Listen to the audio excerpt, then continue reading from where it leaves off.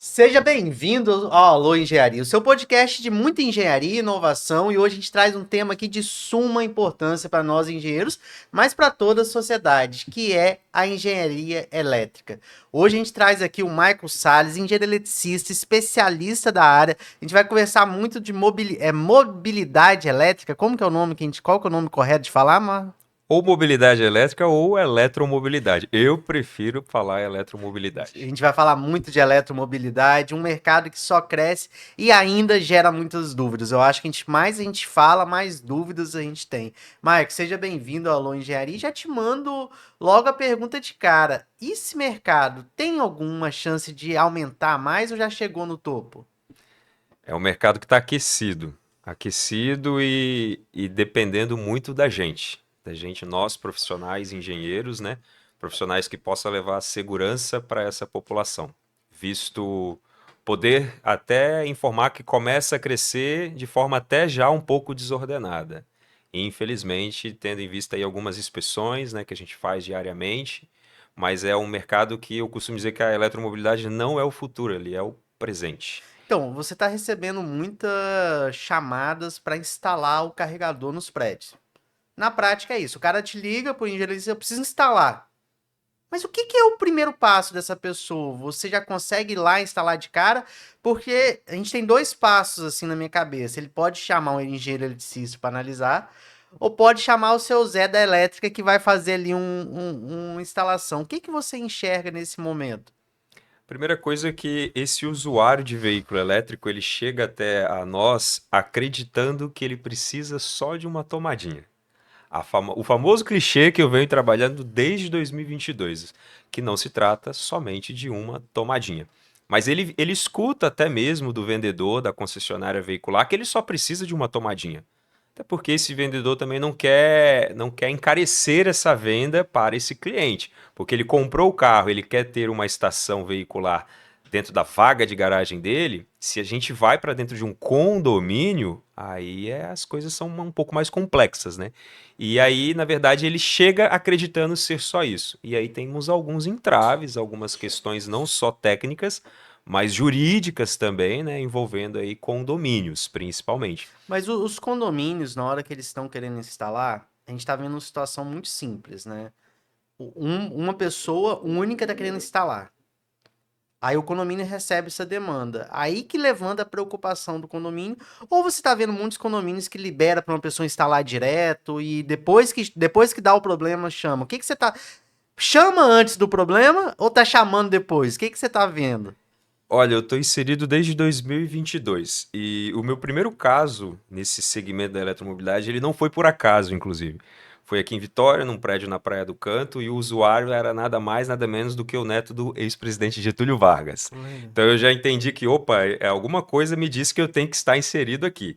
E de 2022 para cá, eu tenho percebido uma importância maior dos síndicos, dos gestores condominiais de uma forma geral. Uma importância no sentido de não estarem liberando de forma avulsa, sem a passar por uma assembleia, sem ter esse conhecimento prévio antes de liberar. No início estava sendo muito assim. Hoje, quem fez dessa forma está tentando buscar arrumar essa sua casa, né? Quem ainda não fez já está buscando fazer de forma correta. Estão percebendo que não é tão simples. Há sim toda uma complexidade por trás dessa tomadinha de 220. O condomínio tem medo, cara? Você acha que toda vez que fala de elétrica, você sente um medo? Tipo assim, igual a gente vê na parte civil na hora que fala que tá com vazamento na piscina. Aqui em Vitória, que já teve duas quedas de piscina, chama atenção. Mas na parte elétrica eu sinto sempre um medo deles, né? Eu, eu, eu posso te dizer que não. Eles não sentem medo, porque se sentissem medo, fariam as devidas manutenções preventivas que não fazem. Não. E aí, numa situação como essa, o condomínio nos chama, vamos fazer uma análise. Então, quando a gente entra no condomínio para avaliar esse condomínio, a avaliação ela tem que ser do ponto de vista geral dessa instalação elétrica. E aí, às vezes, você chega naquele condomínio, né, bate o olho naquela fachada. Ah, deve ser um condomínio de uns 10 anos, né? E aí você vai perguntar a idade. Ah, tem 30 anos. Poxa, então passou por uma reforma de fachada. E a instalação elétrica, assim, só Deus para estar ali mesmo de misericórdia para aquela população dentro daquele Eles condomínio. não fazem Não, uma medição térmica de disjuntor, não, não não faz nenhum fazem. reaperto, não Não faz. fazem. Eu Não tenho fazem. falado, na hora que a gente faz a inspeção predial, ou eu faço inspeção predial, ou eu faço teoria técnica condominial. E tem um item da parte elétrica, né? Aí eu pergunto, qual foi a última vez que passou por uma revisão de engenharia elétrica? Ah, nunca foi feito. Eu falei, mas vocês nunca. O quadro de disjuntor nunca foi reapertado? Você nunca trouxe alguém com uma inspeção térmica aqui para ver se está com superaquecimento? Ah, não, nunca precisou. Aí você vai ver, tá queimando lâmpada direto, tá com problema de queda de energia, e eles não sabem que tem que fazer essa manutenção preventiva. E na hora que a gente fala de carro elétrico, é a tomadinha, né? Eu acho que isso é uma expressão muito interessante. Falar assim, só instalar uma tomadinha. Você tem a parte, me corrija que eu só sou superficial, costumo falar. Você tem a parte da carga do prédio, da carga que aquela pessoa pode usar, porque se todo mundo usar, daria.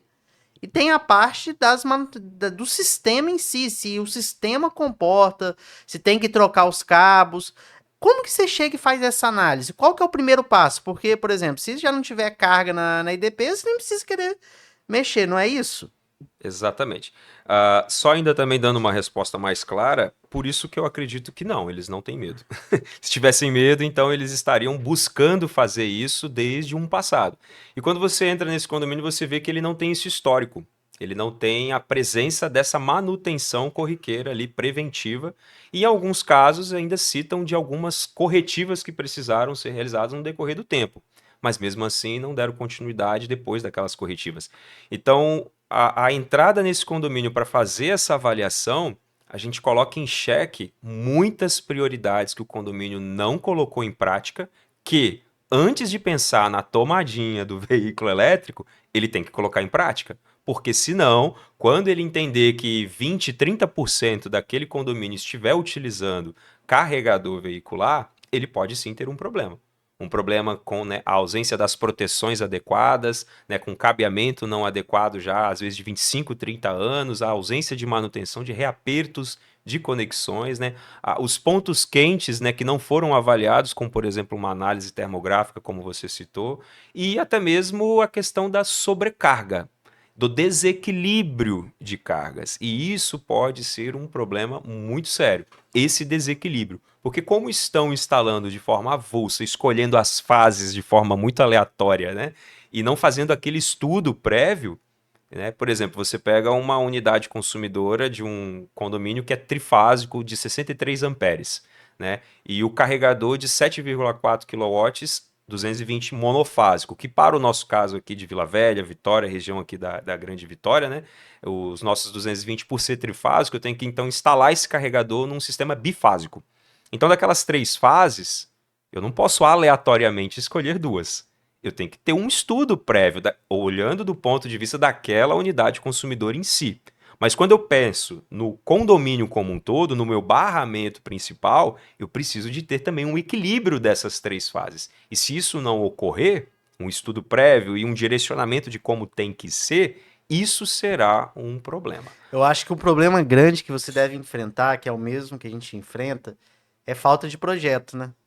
Falta de conhecimento. Porque quando você chega até esse síndico, esse gestor, e explica isso para ele, é muito fácil dele compreender e é muito fácil dele querer colocar tudo isso em prática, porque ele consegue entender o grau de segurança que ele precisa de oferecer para aquele condomínio. Tudo bem que envolve custos, né? Esses custos ele vai levar para uma assembleia e tudo mais, mas é fácil de você colocar em prática para ele que ele não tem que proibir. A proibição ela não existe, não tem que existir. Ele simplesmente tem que entregar a solução. E algumas soluções podem ser ali viáveis a depender do tipo de Você já edificação. participou de algumas assembleias? O que você vê das pessoas ali na assembleia, na hora que você vai falar de carregador veicular? Quais tipos de dúvidas eles estão tendo, você vê? Na verdade, você encontra muitos especialistas numa assembleia.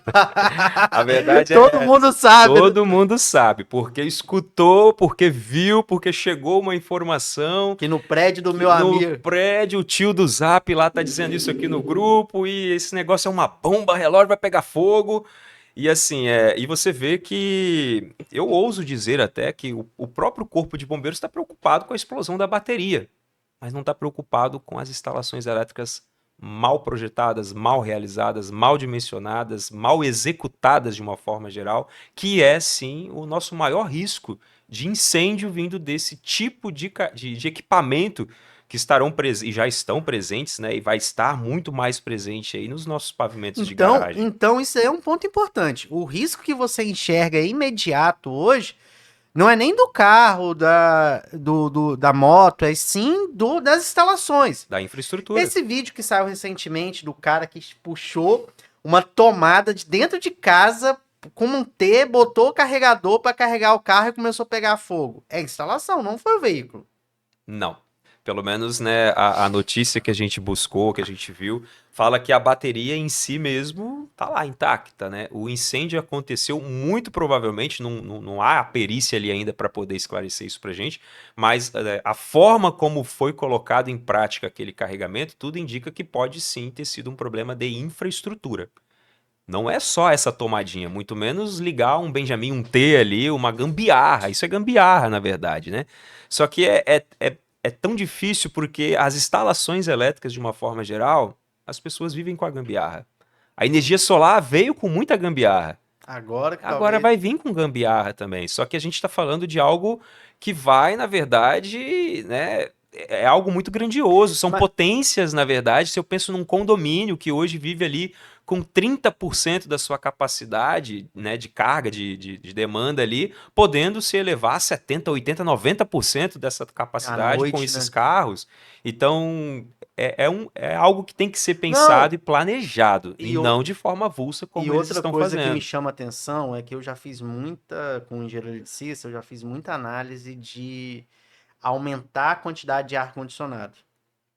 Eu acho que você já deve ter feito muito esse tipo de análise, Faço. que o condomínio tem um ou dois, quer colocar dois ou tem dois, quer colocar três e que Uhum. fazer. O que que a gente via a maioria das vezes? Geralmente o projeto ele é feito com uma margem de segurança muito boa. Aí beleza, autoriza a instalação do ar-condicionado. Aí daqui a pouco vem o veículo, o carro elétrico. Outra carga. A outra carga.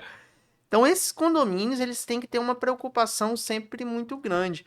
E o que que você está levantando um ponto aqui que talvez nem era o ponto principal ali na hora que você começa a falar comigo, falou, Felipe, tá todo mundo olhando o carregador e tá esquecendo as manutenções.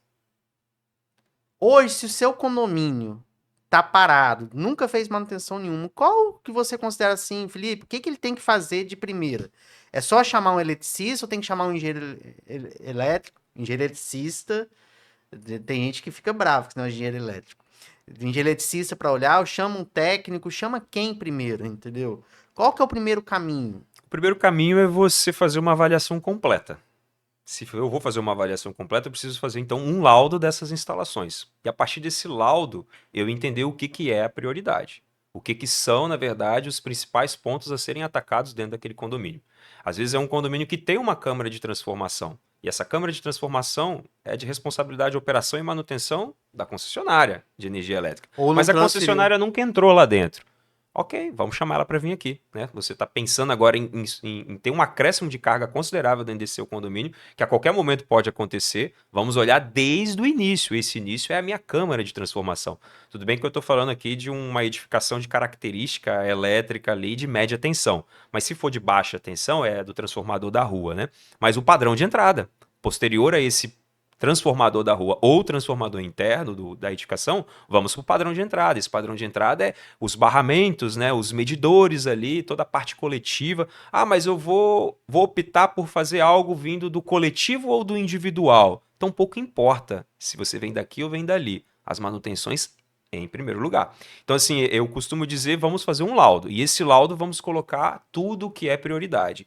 Algumas questões têm que ser colocadas antes de você pensar em algumas instalações de veículos elétricos ali dentro do seu condomínio. Então você pode chegar no prédio do cara e jogar um banho de água fria nele. É basicamente, mas eu também não posso negligenciar isso, sabe, Felipe? Eu não posso chegar nesse condomínio e a pessoa dizer que não tem histórico, se ela não tem histórico, ela não tem nada que comprove, para mim é como se nunca houvesse aquela manutenção. Então eu não posso negligenciar, eu não posso deixar, eu não posso omitir essa informação para ele. E às vezes ele também nunca teve alguém que dissesse para ele, olha, isso é importante. Ou é um síndico de primeira viagem, ou é aquele síndico de 15, 20 anos, porque existem, né? E também nunca fez, nunca teve alguém também Sempre que fiz assim, vou alertasse. fazer assim e vou seguir assim, né? Mas você compreende que a gente está falando de um aumento de carga. Esse aumento de carga, quando a gente vai falar, a gente tem que fazer uma análise de carga, igual você citou dos ar-condicionados. Não é simplesmente eu ir lá, medir, ver o que está sobrando e dizer pode usar tantos. Como eu tenho visto no mercado alguns profissionais, colegas de profissão fazendo. Falando que Não é pronto. só isso. Não é. Essa é uma avaliação muito rasa e eu não posso me prender a esse tipo de avaliação. De lá medir, subtrair, dividir, achei quantos carregadores podem. Sem observar esse todo como a gente está falando aqui agora.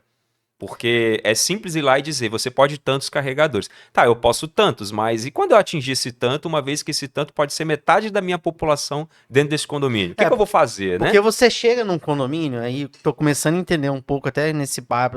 É por isso que a gente não faz muito briefing, porque eu gosto de entender. Você chega no condomínio, ao invés. O que que eu te procurei? Precisa instalar o carregador elétrico. O que você vai falar para o condomínio, olha, antes de instalar o carregador, precisamos analisar o laudo para entender todo o prédio, para entender esse item. O carregador, talvez, para instalar ele, vai ter que ser executado várias coisas antes. Exatamente, muito bem colocado. Eu trabalho com uma metodologia que eu, junto com outros dois parceiros, criamos, chamada metodologia MAPIC. M-A-P-I-C, MAPIC. E o que que o MAPIC traz, até mesmo de forma a deixar muito claro para esse gestor condominial, seja ele um síndico, uma administradora, eu tenho etapas para chegar até o usuário de fato utilizando aquela estação de recarga de forma adequada, segura, com qualidade, enfim, trazendo segurança não só para ele, mas para todos ao redor daquela estação. Primeiro eu tenho que medir o M. Depois que eu meço, avalio de uma forma muito minuciosa, muito detalhada, como a gente tem falado até então, eu vou, na verdade, analisar. A partir dessa análise, eu vou projetar. Aí eu faço um projeto. E esse projeto, se eu estou falando de um condomínio, eu não posso pensar só em você. Você, Felipe, do apartamento 101, o único exclusivo interessado nesse momento. Eu tenho que fazer um projeto pensando em todos. E pensando em todos, eu tenho que dizer, olha, para o Felipe, nesse projeto aqui, o dimensionamento é assim, desse jeito. Mas lá para outra pessoa do apartamento 303, já é diferente. Esse projeto tem que contemplar de uma forma geral, pensando exclusivamente no veículo elétrico, né? Depois do projeto é que eu venho com a instalação. E aí a pessoa acha, instalou, está pronto. Além da instalação, eu preciso de comissionar. E esse comissionamento também está. Na verdade, tudo isso que eu estou falando é baseado em normas, né? E a gente vê aí como o próprio Corpo de Bombeiros, acredito que você vai querer citar ele também Eu vou aqui, perguntar né? das normas dele. O Corpo de Bombeiros trouxe na diretriz dele quais seriam essas normas. Mas eu penso assim, é inadmissível o Corpo de Bombeiros ter que vir dizer pra gente que a gente tem que seguir uma norma da BNT, Se né? você olhar, a gente pega o próprio Código de Ética do CREA, de todos assim, o Código Civil, fala que é a obrigação do profissional seguir normas.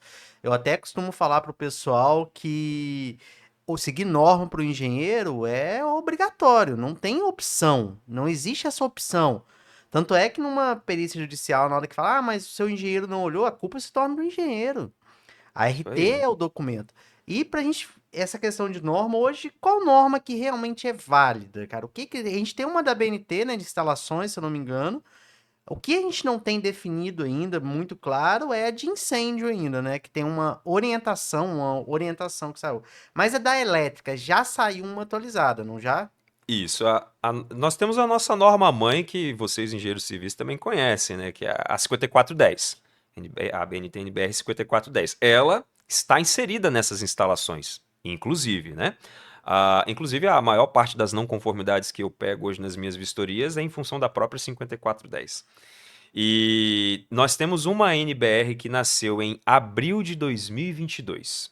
Então, nós estamos aí com um pouco mais de 3 anos desta norma, que é a norma 17019.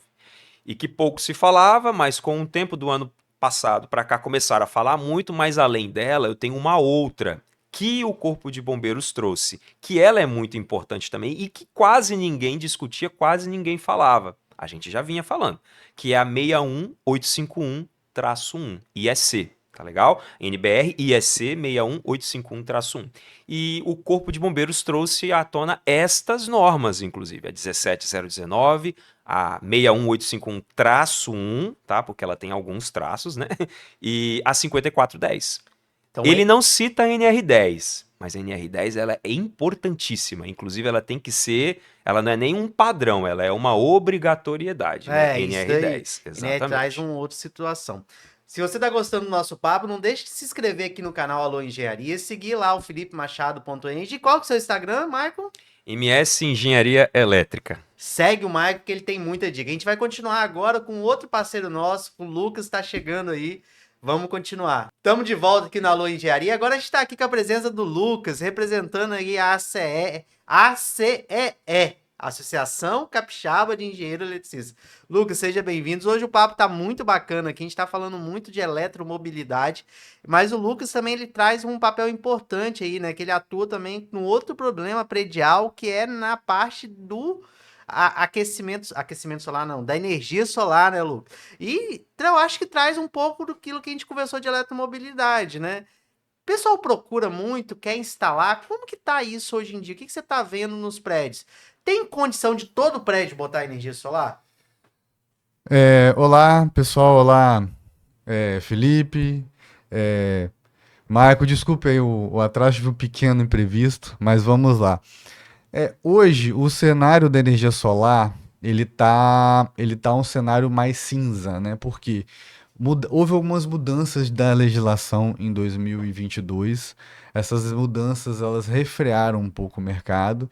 E hoje, é, você tem aí uma demanda que ela é constante, porém a gente tem umas regras de regulação que elas estão impondo certos desafios para o setor, né?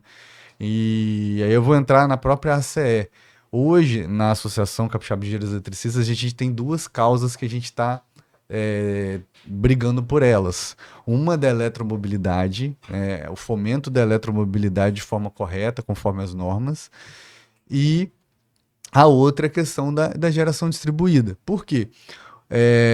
Respondendo a sua pergunta, edificações prediais, elas sempre tiveram um problema, uma limitação de espaço. Essa limitação é uma limitação física. E considerando que edifícios eles ficam dentro das cidades, ainda tem a questão de sombra, de sombreamento de um edifício no outro.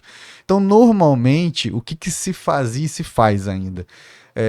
Se instala, né, energia solar em um outro terreno, né, distante da população, distante da zona urbana, e aí esse terreno vai suprir os condôminos com essa energia. Você né? pode botar até quatro, como que fala? Quatro números, né? Quatro inscrições, né? Não, pode botar quantos quiser. Ah, é? Me Quantos falaram que era quiser. quatro. Não, se tiver mesmo, se tiverem, olha, vamos lá, as considerações são as seguintes.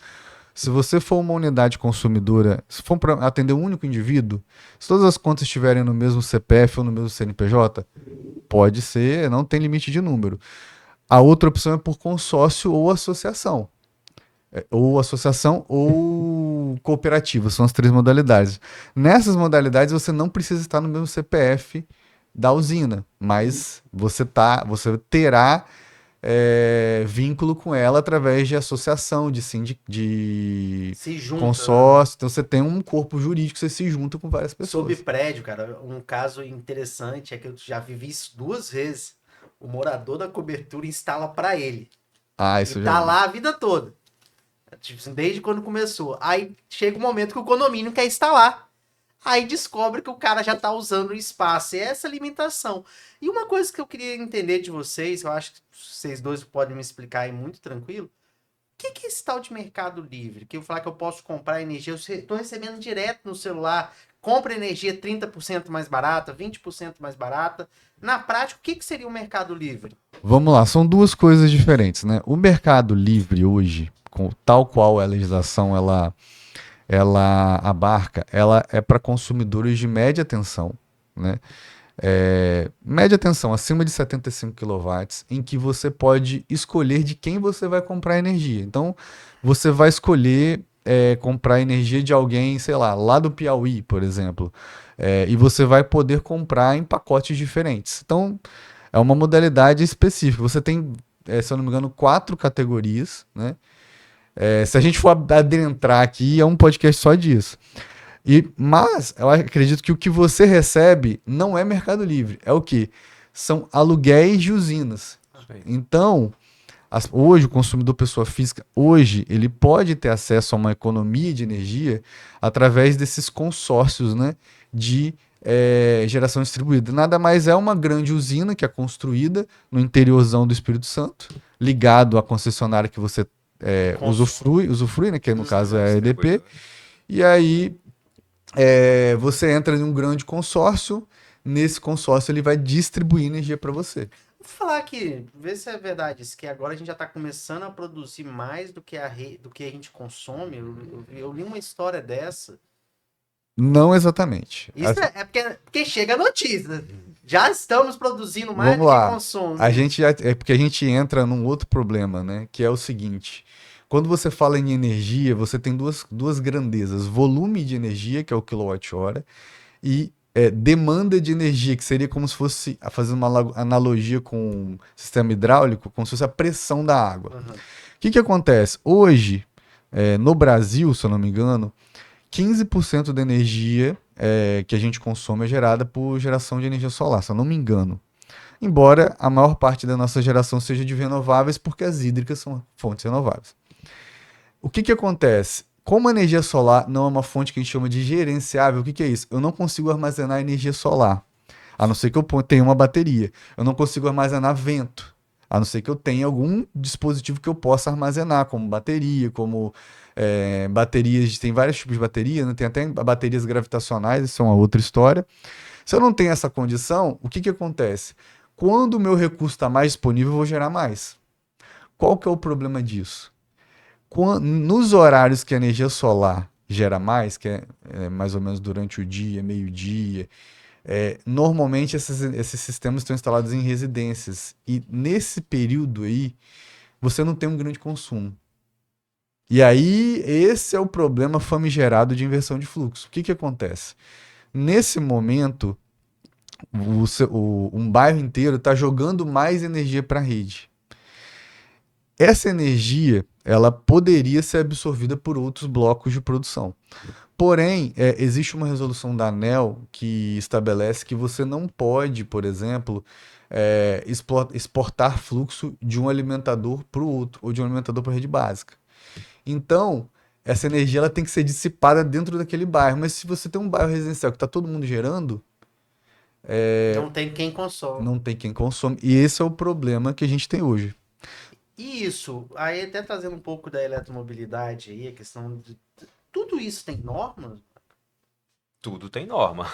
Tudo vai ter norma. Tudo nós temos normas. A questão é que as pessoas às vezes desconhecem e não seguem.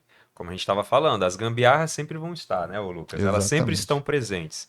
E nós, enquanto profissionais, estamos ali para eliminar essas gambiarras. Os gatilhos estão ali. Ah, mas está funcionando, sempre funcionou. Calma lá, né? Até quando vai funcionar, né? Mas trazendo aqui agora dois engenheiros eletricistas, até com a associação aqui, eu acho que eu nunca vi a engenharia elétrica tão em alta igual tá hoje em dia, não é? Eu também faço parte, também sou membro, né, da ACE, junto com o colega aqui. E sim, está em alta e eu costumo dizer que nós estamos sendo os protagonistas diante desse avanço, né, da sustentabilidade. É algo assim essencial esse avanço da eletromobilidade, porque o mundo precisa, né? Emissão de gás carbônico, aquela coisa toda, sustentabilidade, economia, ok, mas o principal gargalo é a infraestrutura elétrica. Além de nós, Felipe, nós temos tantos outros profissionais que precisam de estar juntos. O engenheiro civil, o engenheiro mecânico, o arquiteto. Essa galera toda está envolvida nesse contexto da eletromobilidade. Mas a ponta somos nós, engenheiros eletricistas. Por isso que esse protagonismo, como você coloca agora, que está em alta, e de fato está. Mas nós precisamos também de profissionais, engenheiros eletricistas capacitados profissionais que levem em consideração as normas técnicas, a segurança, porque é isso que a gente precisa entregar Nossa, para a população. Esse ponto é importante você tocar nele, porque a gente fala muito disso na civil o habilitado e capacitado. Uhum. Tem profissionais que você recebeu seu diploma, registrou no CREA, você está habilitado.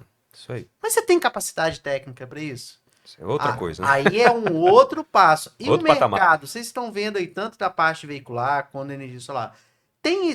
Esquece o leigo. O leigo nem é para estar atuando, a gente tem que cobrar do CREA que puna. Mas da parte dos engenheiros, você está percebendo que está faltando ainda buscarem capacitação para atuar nesse mercado? Porque se o cara já chega no prédio com a proposta de engenheiro eletricista, muitas vezes a pessoa não sabe nem comparar, porque os dois são engenheiro eletricista. A questão é que alguns profissionais colegas acreditam, inclusive, ser a tomadinha, né, de 220. É. Eles não estão enxergando tudo isso, como eu te falei agora há pouco, né? De toda essa complexidade por trás dessa tomadinha, ou vamos dizer, por trás das tomadas. A tomada é o clichêzinho, né? Até porque o Corpo de Bombeiros, né, a própria diretriz dele está tendenciando que em garagens internas você não possa usar essa tomada, É. porque ele está dizendo que o modo 2, conforme as nossas normas, não pode ser utilizado. Só O que 3 e seria o 4. normo 2? O modo 2, né? Seria o nosso carregador portátil, o carregador burro lá, que só liga e desliga, digamos assim, né? Aquele que você vai na tomada de De 20 pluga. ampere, Intuitivamente, De pluga. você concorda que intuitivamente a pessoa acredita que só precisa de uma tomada? Diferentemente de um modo 3, que é um carregador wallbox inteligente, que manda sinal, faz controle de Se recarga, comunica com a que é o que bateria. vai precisar, né? Quando a gente avalia e pensa numa edificação com muitos carregadores. Então, nesse ponto, eu sou totalmente a favor, inclusive, do que a diretriz traz, porque eu acredito que o Corpo de Bombeiros, nesse sentido, ele está imaginando um controle mais inteligente, que eu possa estar utilizando uma carga ali de forma inteligente, né? Não pensando na sobrecarga, podemos dizer assim, né? Então, assim, ali a gente também pode eliminar essa questão da tomadinha, porque ele vai precisar de uma infraestrutura muito bem dimensionada para aquele wallbox que ele quer colocar. mas isso seria para subsolo, no caso? Mas isso seria para garagens cobertas, né? Aí, no caso, as garagens que são descobertas, aí o 1 e 2 poderia. O que na verdade ele deixa claro que há a depender de uma avaliação de risco, né? Uma análise de risco. Que é do engenheiro? Que se eu estou nesse grupo dessa avaliação, eu não abriria para você utilizar um modo 1 de forma alguma. É porque é sua O modo responsabilidade. 2 também não abriria, independentemente do tipo de... se é interno ou externo, Vocês estão sabe? sentindo que colegas de vocês não entendem o risco que é assumir muitas vezes um laudo e tá pensando muitas vezes só no valor financeiro? Olha, eu já vejo isso há 10 anos atrás, quando surgiu a energia solar. Infelizmente, isso... Eu acho que a elétrica é muito abstrata. E às vezes as pessoas não têm noção do risco que está inerente à eletricidade. Do ramo da energia solar, eu poderia dizer inúmeros acidentes que aconteceram recentemente, ou que acontecem nos últimos anos. No caso do veículo elétrico, a gente pode dizer que, no caso especificamente das estações de recarga, existe uma bomba relógio que está sendo gestada. Eu acho que o Michael concorda comigo, por esses profissionais que muitas vezes são habilitados, mas não são capacitados. Porque, assim, não é só... Você tem um ponto crítico, que é o sistema de recarga. Mas você também tem um outro ponto crítico, que é a capacidade de carga do edifício. Acredito que vocês até já tenham passado sobre isso aqui. Comentou. Então, assim, o que eu vejo nos laudos que chegam para a CE, alguns laudos eu tive acesso, é que esse quesito nem sequer é observado nem por engenheiros eletricistas. É o que eu citei para o Felipe também, né? O que acontece, Felipe? Eu faço muita inspeção. E eu posso dizer que diariamente eu estou inspecionando estações executadas.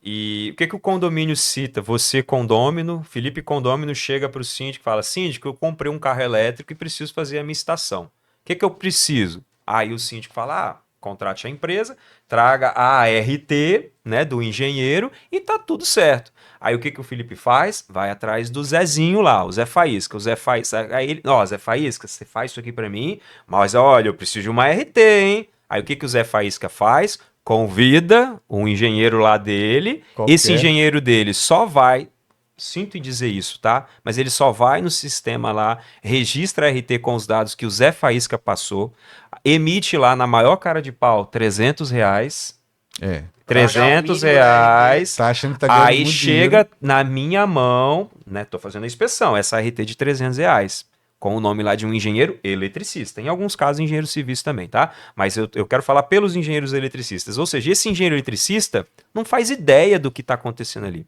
Só entregou a RT. Porque E confia, aí, né? O Confia. Zé Faísca, ah, não, ele tem 20 não. anos que faz Não isso. é que confia, é porque é uma prática, É. infelizmente. E aí é onde entra a fiscalização que a gente exige. Por quê? Por que que esse profissional está fazendo dessa forma? Ele não deveria fazer dessa forma. Ou ele não entende a responsabilidade civil, criminal dele diante daquela ART, diante de um caso judicial, por exemplo. Eu tenho recentemente, cara, tipo ontem mesmo, teve um engenheiro civil que ele tá fazendo uma reforma num grande apartamento de 300 metros quadrados, tá detonando todas as paredes. Aí eu recebi para fazer análise de documental, né? O mais comum das análises é a análise de reforma de apartamento. Aí eu tive que, primeiro que ele não sabia emitir RT, botou supervisão ao invés de execução. Aí eu mandei ele Tem esses corrigir. erros ainda, né? Aí, não, tem esse tipo de erro. Aí eu falei assim, olha, você não tem um projeto estrutural, a norma 16280, você tem que ou fazer um plano de reforma indicando que você não vai ter interferência na estrutura, ou dar uma declaração. Aí eu perguntei, aí ele me respondeu, aí eu falei isso pro proprietário, né? Aí veio o engenheiro, mas como que é essa declaração? Eu falei, mas então, você faz reforma há tanto tempo, você não sabe, não? A norma tá aqui, tem tal, tal, tal. Aí ele fez a declaração, corrigi e mandei. Mas você percebe que existe uma falta de conhecimento da sua responsabilidade em todas as áreas? E aí entra um pouquinho o papel da SCE, junto com o CREA, com o FE, e eu queria entender o que vocês já estão se movimentando para isso, para que tenha mais capacitação, mas também tenha mais fiscalização. Então vamos lá. A ACE, ela tá. Eu vou falar especificamente desses dois pontos focais, que é o que a gente está trabalhando. Aham. Tem muito mais demanda, mas infelizmente não dá para a gente, né, atuar em todos. Primeiramente, nós criamos grupos de trabalho para primeiro entender o que está acontecendo.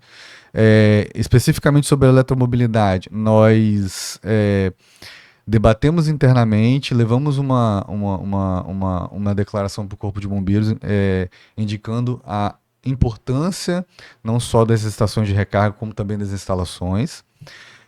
E dentro desse grupo de trabalho, nós estamos formatando um conjunto de eventos sobre a eletromobilidade. Nós temos duas vertentes que a gente não definiu. Que a primeira é a capacitação e a segunda é a conscientização na sociedade. São duas vertentes. A capacitação haveria um curso para os profissionais de engenharia. Inclusive, a gente tem até a gente tem até que avançar com isso, né? Lembra que a multa tá de portas abertas Então, pra você, exatamente. já falei mais de uma vez. Nos bastidores a gente vai conversar, então. Exatamente, a gente tem já a gente tem orçamento, tem tudo, é só mesmo botar o negócio para funcionar. E com relação à questão do o evento de conscientização, ele seria uma caravana, então um pouquinho mais complicado levantar a questão dos custos, né? Mas a gente tem esse planejamento e a gente pretende, pelo menos um dos eventos, botar em prática ainda esse ano. Ah, que bom, Então, cara.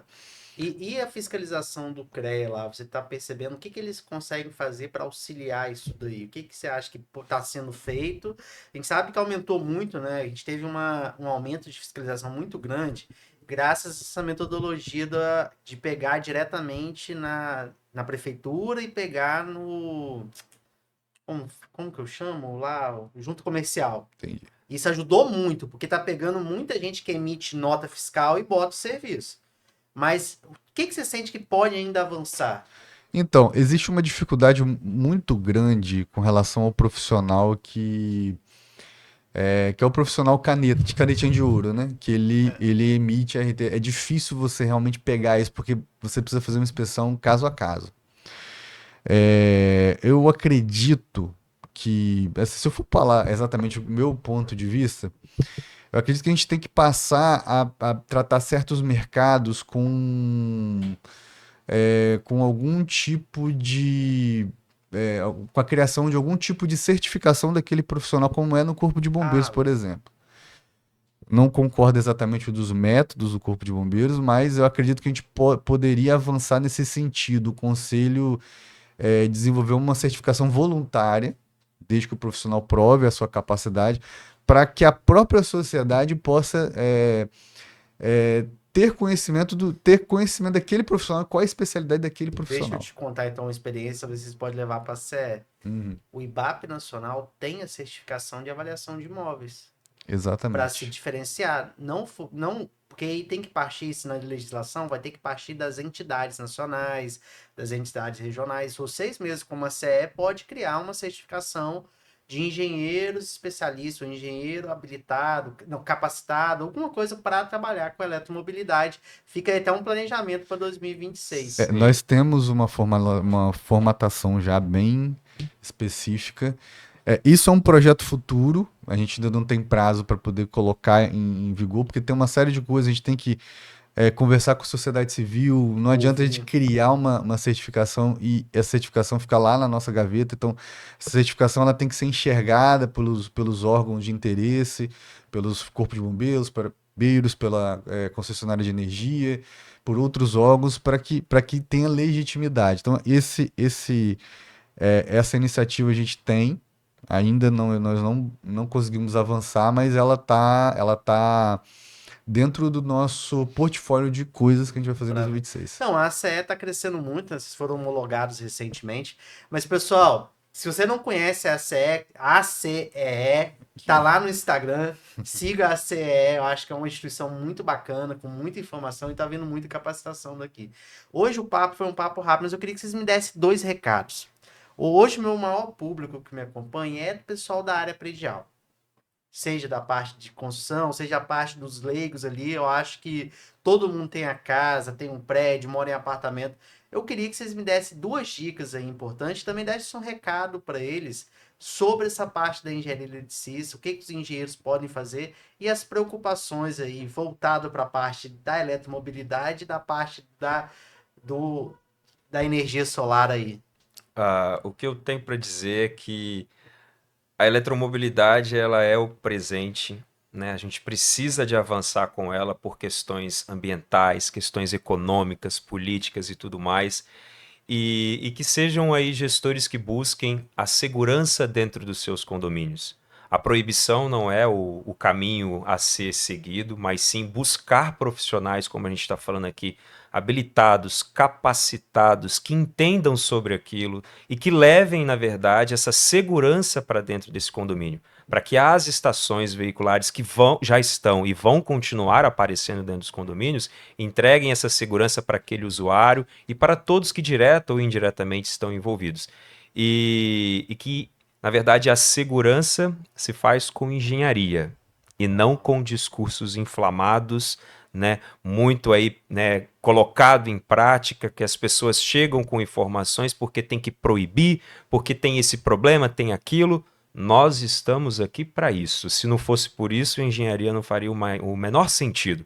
Nós estamos aqui para trazer soluções para os problemas, né? E a eletromobilidade tem soluções, terão outras novas soluções com o passar do tempo, né? E então que esse síndico, esse gestor, busque um profissional que entregue isso para ele, né? Independentemente do custo, mas que entregue, na verdade, essa segurança para que aquele edifício avance e entregue essa solução para esse condomínio, né? Pensando até mesmo numa valorização. E a depender de como estão fazendo, não entendam que a edificação está sendo valorizada, muito pelo contrário, ela está sendo desvalorizada, né? Quando você entra dentro desses pavimentos de garagem e dá medo de olhar para o teto e dá medo de ver aquelas estações fora do padrão, fora de normas, e não entenda que não existem legislações como alguns falam, eu estou esperando o Corpo de Bombeiros. Corpo de Bombeiros é para combate a incêndio. Normas técnicas de instalações elétricas seguras já existem e, sendo seguidas, minimamente não teremos aí incêndios provocados por elas. Ótimo. Então, a minha fala vai ser uma fala breve, né? Eu queria dizer que o século XIX foi o século da engenharia mecânica, né? Com motores a vapor, locomotivas, etc, etc. O século XX e XXI está sendo o século da engenharia elétrica. Hoje, tudo que a gente faz depende de eletricidade de menor ou maior grau. Desde da luz que a gente acende até o nosso celular. que a gente utiliza. E aí, para o público predial, a minha mensagem é: busquem profissionais que não apenas tenham habilitação, mas tenham conhecimento e know-how para atuar nas suas áreas.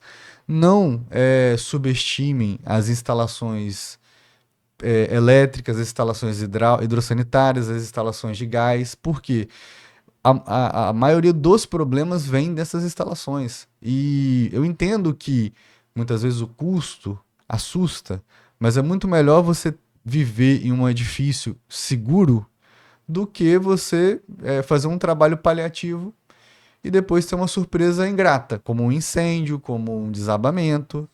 A gente já tem vários exemplos disso. É isso. Não, pessoal, olha, eu quero agradecer vocês aí pela presença. Foi um bate-papo rápido. Eu sei que muitas vezes se a gente estica, a gente vai ficando aqui 2, 3 horas, porque a gente começa a contar os casos. E bom de conversar com quem vive a engenharia é isso, que você tem casos reais para contar e não só o que está nos livros. Olha, meu muito obrigado a vocês. E vocês que não estão inscritos aqui no canal, não deixe de se inscrever e seguir a SE, o Lucas e o Maico aí. A gente vai estar aqui com os links aqui na bio. Um abraço.